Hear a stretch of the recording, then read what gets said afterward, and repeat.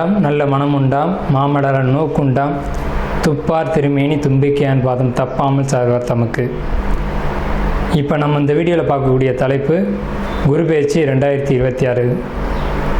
2ஆம் தேதி ஜூன் மாதம் 2026 அன்று நிகழக்கூடிய குரு பெயர்ச்சியானது மிதுன ராசியிலேருந்து கடகராசிக்கு குருபவன் பெயர்ச்சியாகி போகிறாங்க. அந்த கடகராசி அப்படிங்கிறது குருபவனுக்கு உச்ச வீடு.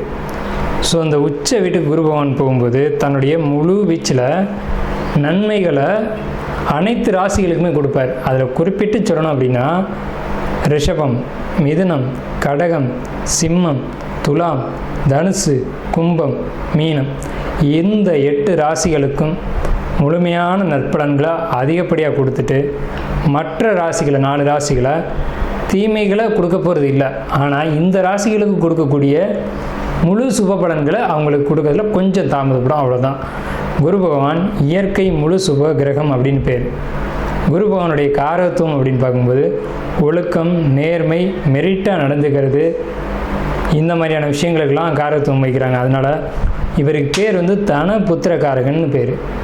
குரு அப்படின்னாலே ஒருத்தருக்கு வழிகாட்டுறவர் அப்படின்னு பேர். ஸோ இந்த அடிப்படையில் குருபகவானுடைய பெயர்ச்சி அப்படிங்கிறது இந்த 12 ராசிகளுக்கும் முழு சுபத்தன்மைகளை இருந்தாலும் மேலே சொன்ன 8 ராசிகளுக்கு அதிகப்படியான நன்மைகள் நடக்க இருக்குங்க.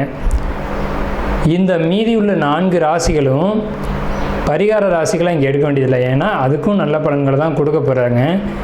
இருந்தாலும் இந்த 12 ராசிக்காரங்களும் இந்த 2ஆம் தேதி மார்ச் மாதம் 2026 வருஷம் டைம் நீங்கள் பார்க்க வேண்டிய அவசியம் இல்லை. நீங்கள் வசிக்கக்கூடிய இடத்துக்கு பக்கத்தில் இருக்கக்கூடிய சிவாலயத்துக்கு போயிட்டு சிவனுக்கு ஒரு அர்ச்சனை செய்துட்டு வந்தீங்க அப்படின்னா மிகவும் ஒரு சிறப்பான ஒரு விஷயமா இருக்கும். குரு பகவானை வழிபடுறது மூலமாக ஒருத்தருக்கு தனம் கிடைக்கும், கல்வி கிடைக்கும், பொருளாதாரம் கிடைக்கும், சமுதாயம் அந்தஸ்து கிடைக்கும், கௌரவம் கிடைக்கும். நம்ம சொல்கிறோம் இல்லைங்களா, ஒயிட் காலர் ஜாப்னு சொல்கிறோம் இல்லைங்களா, பேங்க்கில் வேலை பார்க்கக்கூடியவங்க, பணத்தை எண்ணக்கூடியவங்க, அழுக்குப்படாமல் வேலை செய்யக்கூடியவங்க, இந்த மாதிரியான விஷயங்களுக்கு காரத்துவம் வைக்கக்கூடியவர் யாருன்னு கேட்டிங்கன்னா குரு பகவான் தான்.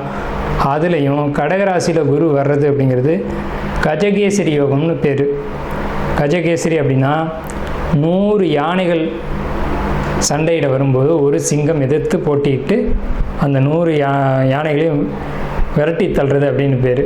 ஸோ இப்படிப்பட்ட கஜகேசரி யோகத்தில் நிகழக்கூடிய இந்த குரு பெயர்ச்சி 2026ஆம் ஆண்டு அப்படிங்கிறது 12 வருஷத்துக்கு ஒரு முறை ஒரு சிறப்பு வாய்ந்த ஒரு வருஷமாக இருக்கும். இதுக்கு பிறகு இன்னொரு 12 வருஷம் கழித்து தான் இந்த ஒரு சிறப்பான ஒரு குரு பெயர்ச்சி அப்படிங்கிறது நிகழும். ஸோ உங்களுக்கு இந்த குரு பெயர்ச்சி கடகராசிக்கு பயிற்சி ஆகுது.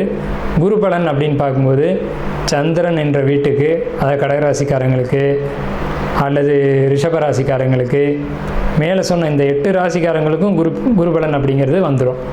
ஸோ குரு பலன் வந்துருச்சு அப்படின்னாலுமே திருமணம், குழந்தை பாக்கியம், பொருளாதாரம், வேலைவாய்ப்புகள் போன்ற அனைத்து விதமான சுபகாரியங்களும் நடக்கும். சுபகாரியம் நடக்கணும் அப்படின்னா குரு பலன் வேணும். சந்திரன் என்ற வீட்டுக்கு குரு வர்றது, அவர் வீட்டுக்கு சந்திரன் என்ற வீட்டுக்கு 2ஆம் வீட்டில் குரு வர்றது, சந்திரன் என்ற வீட்டுக்கு 5ஆம் வீட்டில் குரு வர்றது, சந்திரன் என்ற வீட்டுக்கு 7ஆம் வீட்டில் குரு வர்றது.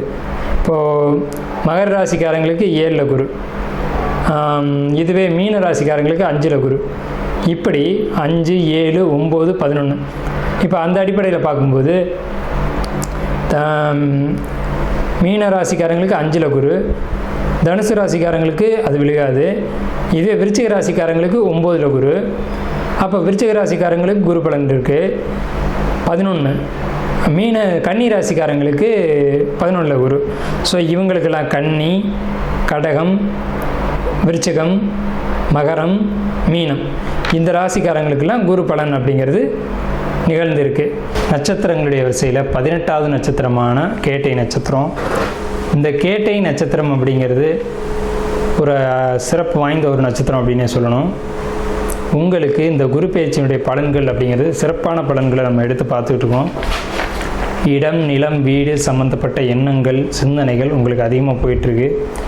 இதில் நீங்கள் மாற்றணும்னு நினைக்கிறீங்க, போராடுறீங்க, மாற்ற முடியலை.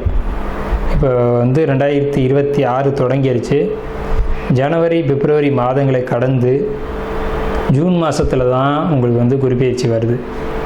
இந்த ஜூன் மாதத்துக்கு பிறகு தான் உங்களுடைய ஆசைகள் எண்ணங்கள் எல்லாமே நிறைவேறும். இந்த ஜூன், ஜூலை, ஆகஸ்ட் இந்த மாதங்கள்லாம் பார்த்திங்கன்னா நீங்கள் எதெல்லாம் நினச்சிங்களோ, வீடு சம்மந்தமாக, வாகனம் சம்மந்தமாக, அதே மாதிரி உங்களுக்கு புதிய வீடு கட்டணும் அப்படின்னு நினச்சது, வாகனங்கள் வாங்கணும்னு நினச்சது, ஆசைப்பட்ட எல்லா விஷயங்களும், லக்ஸரியான விஷயங்களாக இருக்கட்டும், இது எல்லாமே உங்களுக்கு நிறைவேறக்கூடிய காலகட்டம் அப்படிங்கிறது ஜூன் மாதத்துக்கு பிறகு தான். அதாவது குரு பெயர்ச்சிக்கு பின்னாடி தான். குரு பெயர்ச்சி ஆகக்கூடிய சமயத்தில் கரெக்டாக இது எல்லாமே உங்களுக்கு சரியாக அமைஞ்சிருக்கும். குரு பெயர்ச்சியானது உங்களுக்கு 1ஆம் தேதி 2ஆம் தேதி நடக்குது. திருக்கணிதம் பாக்கியம் அப்படின்ற குழப்பத்தின்படி பார்த்தோம் அப்படின்னா உங்களுக்கு ரெண்டும் ஒரே அதுதான், பெரிய வித்தியாசங்கள் இருக்காது. குறிப்பிட்டு சொல்லணும் அப்படின்னா பழைய வீடை விற்றுட்டு புதிய வீடு வாங்கணும்னு நீங்கள் நினைக்கிறீங்க, அது நடக்கும். அதே மாதிரி தாய் பேரில் உள்ள சொத்தை மாற்றணும்னு நினைக்கிறீங்க, அது நடக்கும். டாக்குமெண்ட் பிரச்சனை இருக்கும், டாக்குமெண்ட் பிரச்சனை தீர்வுக்கு வந்திருக்கும். தீர்வுக்கு வந்த இடத்த தான் விற்றுட்டு நீங்கள் ஆல்ட்ரு பண்ணணும், அதாவது விற்றுட்டு வேறு இடத்துல வாங்கணும். குறிப்பிட்டு சொல்லணும் அப்படின்னோம்னா ஒரு அவுட்ரான ஏரியா, கொஞ்சம் அதாவது டவுனில் இருப்பீங்க. இப்போ வீடு வாங்கணும்னா உங்களுக்கு டவுனில் தான் அமையும். அது வாஸ்து கோளாரோடு அமைஞ்சிருக்கும். இது உங்களுக்கு தெரிஞ்சிருக்கலாம், தெரியாமல் இருந்திருக்கலாம். ஒரு ஜோசியரை அணுகி கேட்டிங்க அப்படின்னா அவங்க விளக்கம் கொடுத்துட்டு போகிறாங்க.